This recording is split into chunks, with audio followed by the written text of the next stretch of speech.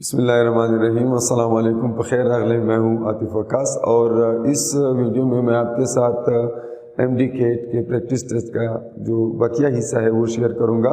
Previous video में मैंने आपके साथ पहले 20 क्वेश्चंस जो है उसका सलूशन शेयर किया था। अब इस वीडियो में हम बाकी के 20 क्वेश्चन सॉल्व करेंगे। इसमें सबसे पहला क्वेश्चन जो है that is 3 capacitors of 2 picofarad, 3 picofarad and 4 picofarad are connected in series and the equivalent resistance is given by. So equivalent resistance जो है 3 कैपेसिटर्स का जो कि सीरीज में लगी हुई है। सीरीज के केस में इक्विवेलेंट कैपेसिटेंस का फार्मूला ये है 1/CE is equal to 1/C1 plus 1/C2 plus 1/C3। अब आप जानते हैं ये 2 है, ये 3 है और ये 4 है। चूंकि तीनों की यूनिट सेम है इसलिए यूनिट्स लिखने की कोई ज़रूरत नहीं है। टाइम कम होता है, आपने जल्दी से सॉल्व करना होता है, तो जितना हो सके उतना अपने लिए टाइम बचाएं।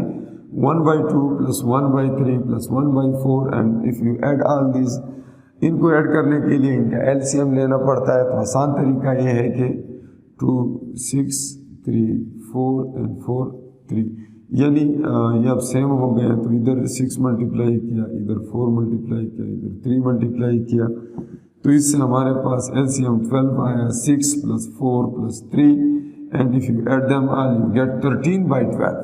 सो 1/C इक्विवेलेंट इज 13/12। अक्सर स्टूडेंट्स यहाँ पे जल्दी में गलती कर लेते हैं और इसी को आंसर मान लेते हैं, हालांकि it is a reciprocal and अगर हमें C इक्विवेलेंट चाहिए so you have to take its reciprocal and that is 12/13। So the answer is 12/13। And then in question number 102 वो कहता है electric field intensity in vector form can be expressed as. Electric field intensity को vector form में किस तरह express किया जा सकता है। 102 में इलेक्ट्रिक फील्ड इंटेंसिटी आप जानते हैं कि it is KQ divided by R², उसका मैग्नीट्यूड ये होता है। लेकिन अगर आपको इस एज अ वेक्टर रिप्रेजेंट करना है तो आप इसके ऊपर एरो डाल देते हैं और यहाँ पर एक यूनिट वेक्टर लगा लेते हैं। But you have another choice as well कि अगर आप इस R की बजाय वेक्टर डिवाइडेड बाई मैग्नीट्यूड लिख लें, चूँकि ये यूनिट वेक्टर की डिफिनीशन है कि it's a vector divide by its magnitude. So R unit vector की जगह ये लिख लें और बाकी जो है उसी तरह KQ डिवाइड बाई R²। तो इन डिनोमिनेटर्स को मल्टीप्लाई करके हम ये भी बना सकते हैं KQ डिवाइड बाई R³ और हमारे पास बजाय यूनिट वेक्टर के पूरा वेक्टर आ जाएगा। So it's another representation of the vector form. So तो दोनों रिप्रेजेंटेशंस इसकी जो है आप कर सकते हैं। नेक्स्ट जो क्वेश्चन है, if a wire is stretched in such a way that its length gets doubled the new resistance is. यहाँ पर जो है एक वायर के मुतालिक कहा गया है कि एक वायर है जिसको स्ट्रेच करके उसकी लेंथ बढ़ाई गई है और लेंथ क्या है इनिशियली ये 103 है क्वेश्चन नंबर। एक वायर है जिसकी इनिशियली कोई लेंथ है और कोई क्रॉस सेक्शनल एरिया है, ठीक है। अब इस वायर के ऊपर फोर्स लगा के इसी तरीके से इसको स्ट्रेच किया गया है और इसकी लेंथ जो है L की बजाय 2L हो गई, ठीक है। अब अगर लेंथ डबल हो गई है तो उसी हिसाब से एरिया भी चेंज हो गया होगा, क्योंकि लेंथ 2 तरीक़ों से बढ़ाई जा सकती है। एक तरीका ये है कि इसके साथ एक और वायर जोड़ दिया जाए और लेंथ डबल हो जाए, लेकिन एक तरीका जो यहाँ पे बताया गया वो कहता है कि स्ट्रेच करके जो है उसकी लेंथ डबल की गई। तो अगर आप स्ट्रेच करेंगे तो सिर्फ लेंथ चेंज नहीं होगी, लेंथ के साथ एरिया भी चेंज होगा, क्रॉस सेक्शनल एरिया। और इस केस में क्रॉस सेक्शनल एरिया जो है इनिशियली अगर A था तो अब A' हो गया, लेंथ L'। अब रेजिस्टेंस पे क्या इफेक्ट पड़ेगा। रेजिस्टेंस का फार्मूला हम जानते हैं कि ρL डिवाइडेड बाई A। اگر وہ کہتا ہے کہ ایل پہلے کی نسبت ڈبل ہو گیا ہے تو ایل سے ہم کیا بنا لیں گے, یہ آر ڈیش ہو جائے گا, ایل ڈیش ہو جائے گا, اے ڈیش. اب ہم جانتے ہیں کہ ایل ڈیش کیا ہے. ایل ڈیش جیسے کہا گیا ہے کہ ڈبل ہے, 2L ہے, لیکن اے ڈیش کے متعلق ہم نہیں جانتے کہ وہ کیا ہے. تو اے ڈیش فائنڈ کرنے کا طریقہ یہ ہے کہ پہلے کی والیوم, انیشل والیوم اور فائنل والیوم ایک جیسے ہوں گے. وہ اس لیے ایک جیسے ہوں گے کہ اسٹریچ کرنے سے یا کمپریس کرنے سے جو ہے اس کے والیوم پہ فرق نہیں پڑتا. پہلے بھی اس کا والیوم اے ایل تھا, اب بھی اس کا volume A dash L dash ہوگا. لیکن اگر لینتھ زیادہ ہو گئی ہے تو وہ جو ہے ایریا میں کمپنسیٹ ہو جائے گی, کمی بیشی, ایریا کم ہو گیا ہوگا, اوور آل والیوم سیم رہے گا. تو ہم دیکھتے ہیں انیشیل والیوم جو تھا دیٹ واز اے ایل اور new volume is A dash L dash. And this way, if you substitute the value of L dash, that is 2L, so we can get the value of A dash. کیونکہ اب اس کو ہم 2L پہ دونوں side سے divide کر دیں تو ہمیں کیا ملتا ہے, A dash جو ہے is half of the original area. پہلے ایریا جو تھا وہ A تھا, اب A/2 ہو گیا. سو اگر لینتھ ڈبل ہو جاتی ہے تو ایریا ہاف ہو جاتا ہے. اسٹریچ کرنے سے جب لینتھ ہم ڈبل کریں گے تو یہاں پہ ہم نے اے ڈیش لکھا ہے تو اس کی جگہ A/2 لکھیں گے. اور آپ جانتے ہیں ڈینامینیٹر کا جو ڈینامینیٹر ہوتا ہے وہ اصل میں نیومیریٹر ہوتا ہے, تو اس کو ہم یہاں پہ ملٹیپلائی کر دیتے ہیں اور ہمیں جو نئی ویلیو ملتی ہے that is 4 times the original value, and that is equal to R, so 4R. New resistance is quadrupled, یعنی resistance is quadrupled. تو resistance کے اندر جو چینج آئی ہے وہ آپ اس طریقے سے فائنڈ کر سکتے ہیں. تو یہاں پہ یہ بات یاد رکھنی ہے کہ لینتھ اسٹریچ کرنے سے چینج کی گئی ہے یا کوئی دوسرا وائر جوڑنے سے. اس کے بعد کوشچن نمبر 104.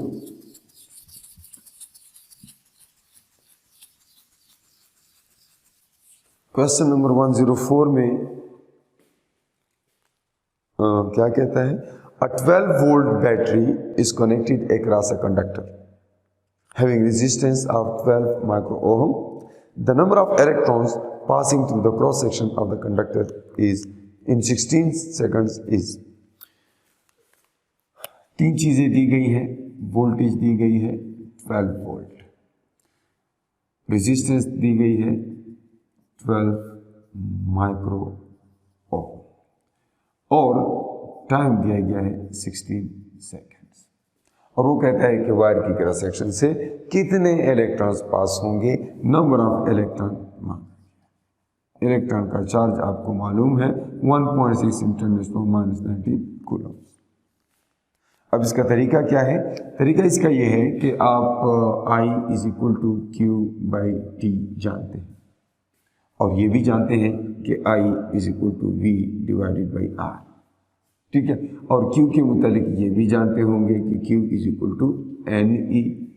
سو NE/T اور V/R چونکہ دونوں کا لیفٹ ہینڈ سائڈ سیم ہے اس لیے آپ یہ لکھ سکتے ہیں کہ NE/T is equal to V/R.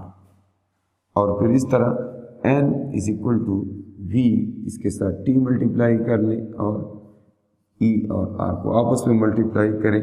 Values اس طرح ہیں کہ سالو کرنے سے یہ کینسل آؤٹ ہو جائیں گی اور اینڈ میں آپ کو آنسر ملے گا 10⁻26.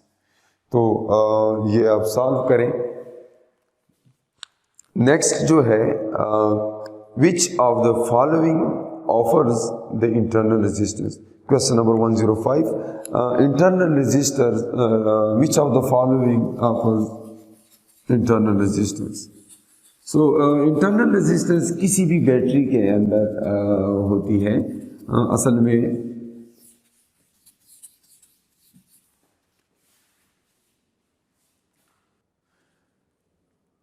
क्वेश्चन नंबर 25 में वो कहता है which of the following offers the internal resistance. उसमें ऑप्शन ए है कंडक्टर, बी है circuit, C load resistor and D battery. So internal resistance जो है वो बैटरी ऑफर करती है किसी सर्किट को। अच्छा, when a Wheatstone bridge is balanced, तो डिफरेंट कंडीशन दिए गए हैं। Maximum current flows through the galvanometer. Wheatstone bridge आप जानते हैं इस तरह एक सर्किट होता है,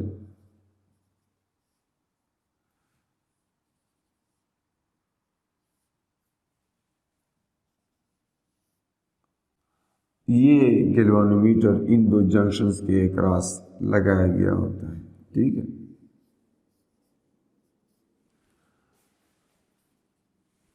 अब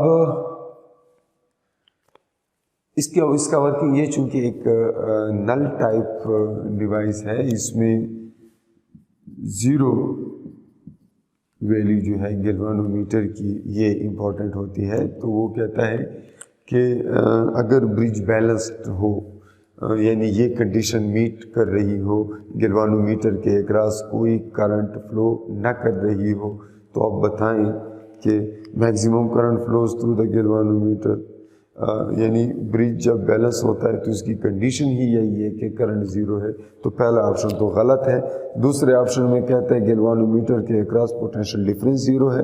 yes, it is true that VAB is zero.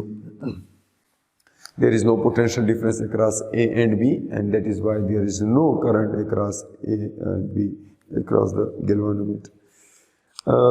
And option C जो है कि potential difference across the galvanometer is maximum. Galvanometer के अक्रॉस पोटेंशियल नहीं, ये बात सही नहीं हो सकती, क्योंकि अगर पोटेंशियल डिफरेंस मैक्सिमम होता तो करंट पास होता। So option B is correct. Then the cyclotron frequency of a proton is dash then an alpha particle. Cyclotron frequency के मुतालिक आप जानते हैं कि जब कोई चार्ज पार्टिकल परपेंडिकुलरली किसी मैग्नेटिक फील्ड में इंटर होता है तो वो सर्कुलर पाथ पे घूमने लगता है।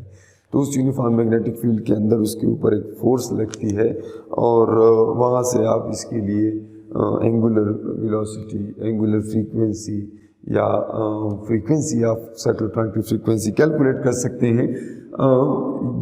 वहाँ से आपको पता चलता है कि साइक्लोट्रॉन फ्रीक्वेंसी जो है ये डिपेंड करती है चार्ज टू मास रेशो पे, और चार्ज टू मास रेशो एक प्रोटॉन है और एक अल्फा पार्टिकल है। अल्फा पार्टिकल हीलियम का न्यूक्लियस होता है। तो इसके अंदर जो है प्रोटॉन के अंदर तो एक ही चार्ज है और एक ही इसका मास नंबर है। सिमिलरली अगर आप हीलियम को देखें तो उसमें 4 मास नंबर हैं, क्योंकि 4 मुख्तलिफ न्यूक्लियस हैं इसमें, और 2 उसमें चार्ज है। इसलिए टोटल इसका जो चार्ज टू मास रेशो है, इसका Q/m अल्फा के लिए ये होगा 2/4, यानी हाफ ऑफ E/m। सिमिलरली अगर आप प्रोटॉन के केस में देखें तो इसका चार्ज टू मास रेशो क्या है, 1E/1m। सो वो हाफ है, ये फुल है, इसलिए frequency of proton is greater than that of helium या अल्फा पार्टिकल। 28 या क्वेश्चन नंबर 108 में 2 parallel current carrying wires are placed in a space side by side. If the direction of electronic current in one wire is in the opposite direction of conventional current in the other, the wires tend to। 2 wires हैं, एक के अंदर electronic current और दूसरे के अंदर conventional current. एक दूसरे के अपोजिट। अब अगर मैं ऊपर वाले इसको मैं कन्वेंशनल करंट कहूँ और इसको मैं इलेक्ट्रॉनिक करंट कहूँ, तो क्योंकि इलेक्ट्रॉनिक नेगेटिव से पॉजिटिव की तरफ जाती है और कन्वेंशनल पॉजिटिव से नेगेटिव की तरफ जाती है, तो इसमें क्या है, अब अगर आपने इसकी मैग्नेटिक फील्ड्स को देखना है तो वो इस तरह होंगी कि राइट हैंड रूल के मुताबिक कन्वेंशनल करंट के एलांग वाली जो होगी वो इस तरह होगी, क्योंकि एक साइड से वो इंटर होगी, क्रॉस से मैं वो फील्ड लाइन शो कर रहा हूँ जो इन टू द वाइट बोर्ड है, और जो बाहर निकलेंगे उनको मैं डॉट से शो कर रहा हूँ। और इस तरह करूँगा तो मुझे क्या मिलेगा, एक magnetic field around that wire. And similarly अब इस वायर को देखते हैं। अब इसमें चूंकि इलेक्ट्रॉनिक करंट की हमने डायरेक्शन इज्यूम की है, तो जब भी आप मैग्नेटिक फील्ड देखेंगे राइट हैंड रूल यूज़ करेंगे, वो कन्वेंशनल करंट की डायरेक्शन में होता है, वो इलेक्ट्रॉनिक करंट की डायरेक्शन में नहीं होता। इसलिए मैं इसके लिए भी डायरेक्शन ऑफ करंट कन्वेंशनल लूँगा जो कि इसके अपोजिट डायरेक्शन में होगी, और फिर देखूँगा कि इसकी फील्ड कैसे है, तो वो फील्ड भी एग्जैक्टली इस तरह होगी जिस तरह ऊपर के वायर में हमने शो किया। इससे क्या होगा, इससे ये होगा कि ये दोनों फील्ड्स एक दूसरे को सपोर्ट करेंगी, और यहाँ से फील्ड इमर्ज होगी यहाँ से इमर्ज होगी यहाँ, और इस तरह से एक नेट मैग्नेटिक फील्ड पैदा हो जाएगी जो दोनों को करीब लाएगी। So in that case both of them will attract each other, so they will get closer to each other. So option A is correct, they will attract. And in question number 29 थोड़ा सा एक numerical problem है, लेकिन one step problem है। इसमें वो कहता है कि 350 मिली वोल्ट जो है एक कॉइल के अंदर इंड्यूस हो रही है, इंडक्शन का क्वेश्चन है। EMF दिया गया है कि 350 मिली वोल्ट्स है और L फाइंड करना है, और रेट ऑफ करंट जो है that is given to be 1 ampere per second. So if you substitute the values, ठीक है, 1 ampere per second, and this way you get L is equal to 350 millihenry, क्योंकि ये ampere per second इधर आकर second divide by ampere हो जाएगा, जिससे आपको मिल सकता है। बहरहाल इसमें ऑप्शन बी करेक्ट है, 350 millihenry. And then in question number 30, transformer with 100 turns in primary, 10 turns in secondary coil is supplied with 220 volts of DC direct current. Calculate the voltage across the secondary coil. अब जाहिर है अगर आप किसी transformer के across एक coil को DC यानी डायरेक्ट करंट प्रोवाइड करें, तो दूसरी वायर के अंदर, दूसरे कॉइल के अंदर आप ये एक्सपेक्ट नहीं कर सकते कि इंडक्शन हो, क्योंकि यहाँ पर लॉ ऑफ इंडक्शन यूज़ होता है। अल्टरनेटिंग करंट प्राइमरी कॉइल के पास आकर उसके अंदर जो है फ्लक्स चेंज कर लेती है, और वही फ्लक्स जो है जब सेकेंडरी कॉइल के अक्रॉस पास होता है तो वहाँ भी फ्लक्स चेंज होता है, जिससे इंडक्शन हो जाती है। लेकिन अगर आप कहते हैं कि डीसी उसी ट्रांसफार्मर को सप्लाई किया गया है, तो इसका मतलब है कि there is no variation in current with respect to time. If there is no variation in current, there is no induction, so there is no EMF induced in the secondary coil. Question number 111 में वो कहता है कि the maximum value of induced EMF in a coil rotating in magnetic field does not depend on option A the resistance of coil, option B the number of turns in a coil, option see the area of the coil, and option D rotational frequency of the coil. Maximum EMF किसी generator के अंदर that is and the omega is omega A B, and number of turns, angular frequency, area of the coil, magnetic field. There is no resistance in this formula, so it does not depend upon the resistance of the coil. So option A is correct. 32 में a straight copper wire is moved in uniform magnetic field such that it cuts the magnetic field lines of force. Then अगर आप motional EMF का topic देख चुके हैं book में, तो उसमें इस तरह हमने एक यूनिफॉर्म मैग्नेटिक फील्ड रिप्रेजेंट की होती है into the page, into the white board, और कोई वायर जो है, कंडक्टर जो है इस तरह पड़ा हुआ है, जिसको हम इस तरीके से मूव करते हैं कि वो इन लाइंस को परपेंडिकुलरली कट करता है। तो क्या होता है, इसके अंदर ईएमएफ इंड्यूस होता है जो इसके अंदर करंट काज करता है। So EMF will be induced, option B is correct. Question number 33, it's a bit technical and it's a time taking problem, and it's better you keep this type of questions for the end कि अगर ये आपसे ज़्यादा time लेता है तो पहले इसको देख के इसके ऊपर स्टार बनाएं और आगे जाएं, तो जब आपके पास एंड में टाइम होगा तो फिर इसको सॉल्व करेंगे। मैं बहरहाल इसको सॉल्व कर देता हूँ। X-ray tube operates at voltage of 100 kilovolt if 80% of the kinetic energy of an electron accelerated across the tube is converted to heat, what is the frequency of the X-rays produced? देखिए x ray production आप लोगों ने पढ़ा है, उसमें हमारे पास x ray tube के अंदर क्या है, जो है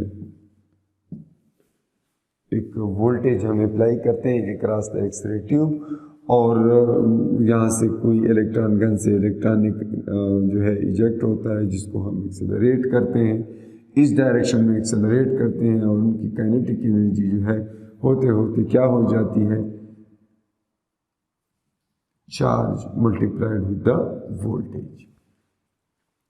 अगर वो कहता है कि वोल्टेज हमने जनाब प्रोवाइड की है 100 केवी, तो इस इलेक्ट्रॉन की जो टोटल काइनेटिक एनर्जी है उस इलेक्ट्रॉन के पास वो है 100 किलो इलेक्ट्रॉन वोल्ट। अब होता क्या है जब एक्सरेज प्रोड्यूस होती हैं, देखिए जब कोई फास्ट मूविंग इलेक्ट्रॉन किसी हैवी न्यूक्लियस की विसिनिटी में आता है, तो वो हैवी न्यूक्लियस उसको स्टॉप करने की कोशिश करता है, अट्रैक्शन की वजह से वो उसकी काइनेटिक एनर्जी को कम कर देता है। अब उसको एक ब्रेक सा लग जाता है इलेक्ट्रॉन को, और जब उसे ब्रेक लगता है तो उसकी एनर्जी दो तरह से यूज़ हो जाती है, उसकी जो काइनेटिक एनर्जी में कमी आती है वो दो तरह से यूज़ हो जाती है। कुछ हीट प्रोड्यूस हो जाता है सराउंडिंग में, और कुछ जो है वो एक्सेस के फॉर्म में इमिट हो जाते हैं। तो गिवन ये है कि 80% जो है वो हीट में लॉस हो गई है, 20% से एक्सरेज बनी है, उन एक्सरेज की जो है वेवलेंथ फाइंड करनी है। So it's a bit lengthy question, not that much difficult. So अगर आप किलो और इलेक्ट्रॉन वोल्ट की वैल्यूज पुट कर लें तो ये हो जाएगा 100 multiplied with 1000 multiplied with 1.6 into 10⁻⁻⁻19। ठीक है, ये हो जाएगा जाउल्स में काइनेटिक एनर्जी किस चीज़ की, जो है उस इलेक्ट्रॉन की। अब इसका 80% तो लॉस हो गया, हमारा उससे कोई काम नहीं है। इसका 20% जो बचा है that is the energy of photon. So what is the energy of X rays? Energy of X rays is 20% of this.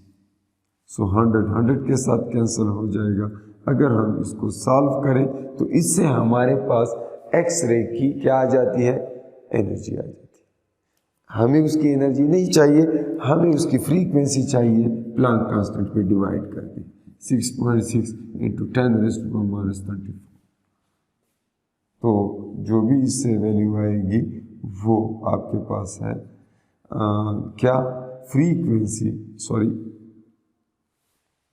Frequency मांगी गई है, यस, वो आपके पास फ्रीक्वेंसी है। अगर फिर वेवलेंथ मांगी होती तो c by f is equal to c is equal to f lambda के फार्मूला से वो भी हम फाइंड कर सकते हैं। बहरहाल frequency is some round about 5 EHz। और अगर आपको जल्दी है और इस तरह का क्वेश्चन आपसे सॉल्व नहीं होता तो एजुकेटेड गेस ये है कि चूंकि एक्स रेस की बात हो रही है तो ये पीको या किलो हर्ट्ज में नहीं होती, इसकी फ्रीक्वेंसी ज़्यादा होती है। तो वो एजुकेटेड गेस अगर आप लगाना चाहते हैं तो उसमें भी 5 EHz आप टिक कर सकते हैं। So option A is correct. Then question number 34 में what is true about photoelectric effect. Photoelectric effect के बारे में कुछ बातें उसने बताई हैं और उनमें से वो कहता है कि कौन सी बात दुरुस्त है, क्या कहना ट्रू है, सही है। वो कहता है कि फोटो इलेक्ट्रिक करंट जो है वो फ्रीक्वेंसी पे डिपेंड करता है। ऐसा नहीं है क्योंकि फोटॉन जो एनर्जी लेके आता है वो दो तरह से यूज़ हो जाती है। किस तरह? एक वर्क फंक्शन होता है जिस मटेरियल पे वो लाइट पड़ती है उस मटेरियल से इलेक्ट्रॉन परचेज करने में जो उसका खर्च हो जाता है that is work function and that is equal to HF0। और जो बच जाती है वो उन इजेक्टेड इलेक्ट्रॉन को किक कर देती है, उनको काइनेटिक एनर्जी प्रोवाइड कर देती है। ठीक है, तो हमारे पास काइनेटिक एनर्जी जो है वो किस बात पर डिपेंड करती है?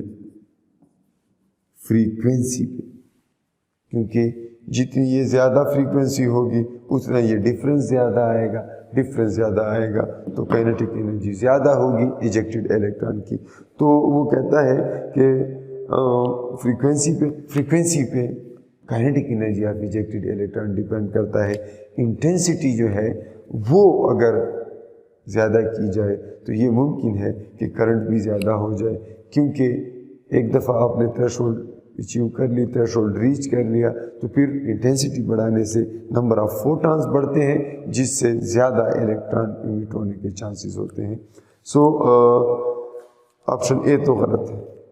ऑप्शन बी में वो कहता है kinetic energy of photo electron depends upon the intensity of incident. नहीं जी, इंटेंसिटी पे number of photo electron depend कर सकते हैं बट उनकी काइनेटिक एनर्जी जो है वो उनकी काइनेटिक एनर्जी फ्रीक्वेंसी पे डिपेंड करती है। And then it is in accordance with Maxwell theory. ऐसा भी नहीं है क्योंकि मैक्सवेल थ्योरी के मुताबिक लाइक इलेक्ट्रोमैग्नेटिक वेव्स हैं जो फोटो इलेक्ट्रिक इफेक्ट को एक्सप्लेन नहीं कर पा रहे। So it is not true. So option D, none, is the correct option. And then in question number 35, which of the following electronic components is used to remove the ripple factor in the rectified AC? AC को rectify किया गया है लेकिन इसमें थोड़ा सा ripple factor है, अभी तक वो स्मूथ नहीं हुई, तो जो रिपलिंग उसमें होती है, ठीक है, उसको ख़त्म करने के लिए हम कैपेसिटर यूज़ करते हैं। Capacitor is used as a filter to remove the rippling. So इस option D. And then in question number 36, a diode is connected in reverse bias. एक डायोड है जिसको रिवर्स बायस में कनेक्ट किया गया है, उसके मुतालिक वो पूछ रहा है कि उसके अंदर करंट जो है वो होगी या नहीं होगी, और अगर होगी तो क्या वो मेजॉरिटी कैरियर की वजह से होगी, अगर नहीं। हाल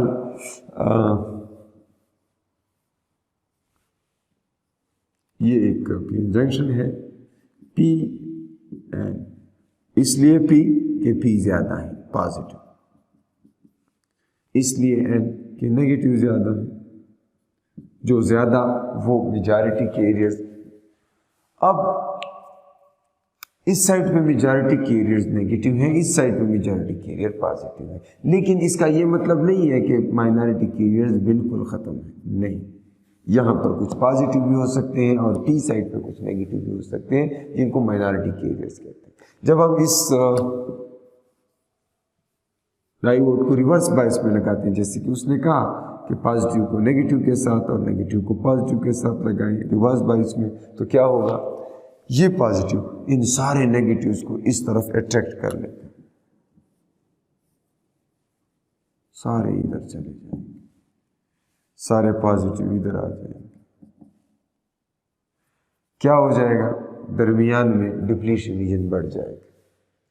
लेकिन अगर आप इन माइनॉरिटी कैरियर्स को देखें, यहाँ पर सिर्फ 2 हैं, यहाँ पर मेजॉरिटी कैरियर्स माइनॉरिटी कैरियर्स सिर्फ 2 हैं, तो उनके लिए तो सिचुएशन ये बेहतर होगी कि ये पॉजिटिव के साथ कनेक्टेड है तो ये इन पॉजिटिव को पुश करेगा, ये नेगेटिव के साथ कनेक्टेड है तो ये इन नेगेटिव्स को पुश करेगा, और करंट कुछ न कुछ फिर भी हमें मिलेगी, and that would be because of the minority carriers.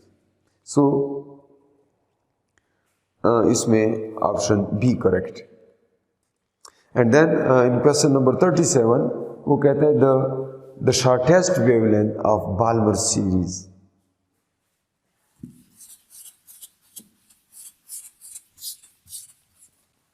Shortest wavelength of Balmer series. Balmer series के लिए हम ये जानते हैं कि R is equal to 1/2 square plus 1/, -1/b square. ये जो भी ऑर्बिट है मुख्तलिफ सिम्बल्स यूज़ होते हैं, वहाँ से जब सेकेंड ऑर्बिट में सेकेंड एनर्जी लेवल में इलेक्ट्रॉन आएगा तो उससे जो एनर्जी इमिट होगी वो इस फार्मूले से उसकी हम वेवलेंथ फाइंड कर सकते हैं। क्वेश्चन ये है कि शॉर्टेस्ट वेवलेंथ बताएं। सो बाल्मर सीरीज़ में यहाँ पे 2 है, तो शॉर्टेस्ट वेवलेंथ बताने के लिए हमें पी को कोई वैल्यू देनी होगी। अब जाहिर है शॉर्टेस्ट वेवलेंथ तब होगी जब एनर्जी ज़्यादा से ज़्यादा होगी।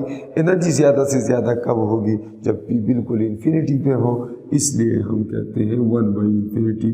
1/infinity is nothing, that is 0, and here we have 1/4, so R divided by 4 is reciprocal of wavelength, and we need wavelength, so we take its reciprocal, it's 4/R, and option B is correct.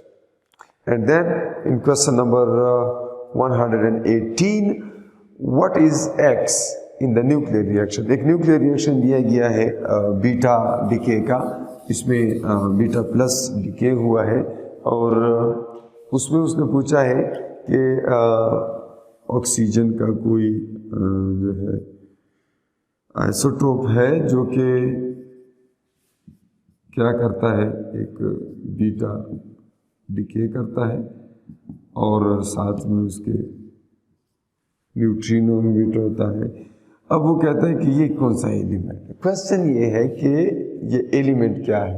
अब देखें, charge conservation की base पे हम ये कहेंगे कि यहाँ पर जो Z है और यहाँ पर जो एटॉमिक नंबर यानी टोटल चार्ज नंबर जो है वो दोनों एक जैसे होने चाहिए। तो यहाँ पर अगर +1 है, यहाँ पर +7 होना चाहिए ताकि वो मिलकर 8 बनाए और दोनों साइड पर चार्ज कंजर्व रहे। इसलिए ऐसा एलिमेंट जिसका एटॉमिक नंबर 7 है, that is nitrogen. So option A is correct. And next question is question number 39. उसमें वो कहता है which of the following is the effect of radiation on human body? And dear students, you know that radiation can cause mutation, it can cause ionization, and it can also cause translocations. तो तीनों options correct हैं, इसलिए option D इसके लिए ज़्यादा बेहतरीन choice है क्योंकि उसमें कहा है all of these. And then in final question पूछ रहा है half life of a radioactive element is 2 days. What percentage of original number of nuclei of that element does decay in 4 days? So half life बताई गई है कि क्या है, 2 दिन। ओरिजिनली वो n था, 2 दिन के बाद n/2 हुआ। मज़ीद 2 दिन के बाद कितना हो जाएगा, इस n/2 का हाफ हो जाएगा, n/4 हो जाएगा। तो पहले कितना था n, अब कितना बचा n/4, कितना खर्च हुआ n माइनस n/4।